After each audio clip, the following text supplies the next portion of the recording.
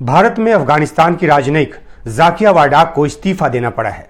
जाकिया वारडाक अफगानिस्तान के मुंबई के वाणिज्यिक दूतावास की कॉन्सुल जनरल थी।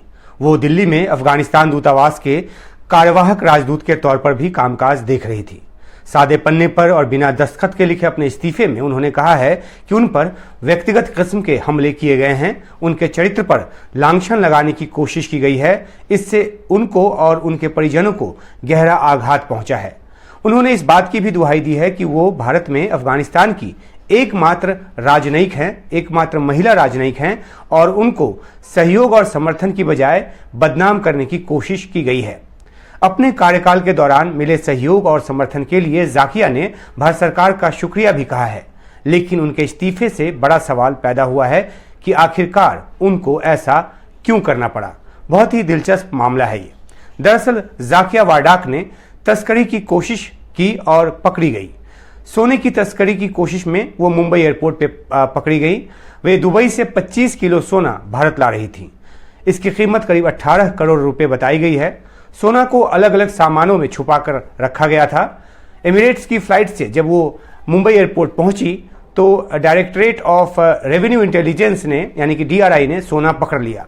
इस मामले में पंचनामा कर सोना जब्त कर लिया गया और 25 अप्रैल को कस्टम एक्ट 1962 के तहत मुंबई में एक FIR भी दर्ज की गई। जाकिया वारडाक को गिरफ्तार नहीं किया गया क्योंकि विदेशी राजनयिक होने के नाते उनको डिप्लोमेटिक इम्यूनिटी प्राप्त है। वियना कन्वेंशन के तहत राजनयिकों को उनकी तैनाती वाले देश के कानून से छूट का प्रावधान है। जाकिया इसलिए गिरफ्तारी से बच गई। ये भी जानकारी आ रही है कि जाकिया पहले भी तस्करी में शामिल रही हैं, लेकिन इस बार पुख्ता सूचना के आधार पर तलाशी के बाद सोना पकड़ा गया। ऐसा करते समय वियना कन्वेंशन का पूरा ध्यान रखा गया कि उसका उल्लंघन ना हो। गंभीर किस्म के अपराध के मामलों में राजनयिकों को पर्सन नॉन ग्राटा यानी कि अवांछित शख्सियत घोषित कर देश से निकाले जाने का प्रावधान है। जाकिया के मामले में ऐसा होता है या नहीं, ये आगे पता चलेगा।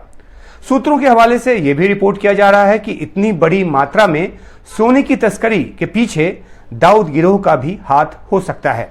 पाकिस्तान में छिपे दाऊद का जो गिरोह है, जो उसका नेक्सस है, वो भारत में तस्करी में लिप्त रहा है। जाकिया क्या उस नेक्सस का हिस्सा थी, ये जांच का विषय हो सकता है। उस मामले में पड़ताल की जाएगी, ऐसा सूत्रों के हवाले से जानकारी आई है। जाकिया के बारे में अगर बात करें तो जाकिया काबुल की रहने वाली हैं। ये आर्किटेक्ट के साथ साथ वकील भी हैं और महिला अधिकारों के लिए जो आवाज़ है वो उठाती हैं और इनका अच्छा खासा बिजनेस भी है। ये महिलाओं के हक की जो आवाज़ है उसको बुलंदी देती है तालिबान के सामने भी। अब भारत में इनकी तैनाती जो है, हालांकि काबुल पर तालिबान के कब्जे से पहले ही हुआ था। राष्ट्रपति अशरफ गनी की सत्ता जाने के बाद से भारत स्थित अफगानिस्तान दूतावास में गनी समर्थकों और तालिबान समर्थकों के बीच जमकर खींचतान जो हुई है, उसकी वजह से भारत में अफगानिस्तान के राजदूत फरीद मामूनजई को भारत से बाहर जब वो गए तो फिर लौट कर आना उनका मुश्किल हो गया। उन्होंने दूतावास बंद करने का ऐलान कर दिया, लेकिन ये जाकिया वारडाक ही थी जिन्होंने दिल्ली दूतावास को खोलने का ऐलान किया। इसमें उनको हैदराबाद में अफगानिस्तान के कौंसुल जनरल इब्राहिम खिल का भी साथ मिला। इनको तालिबान विदेश मंत्रालय का जो वरद हस्त है वो प्राप्त है और इसी के बूते एक्टिंग जो राजदूत वो थी, लेकिन सोना तस्करी के इस मामले ने सारा खेल जो है वो खराब कर दिया है।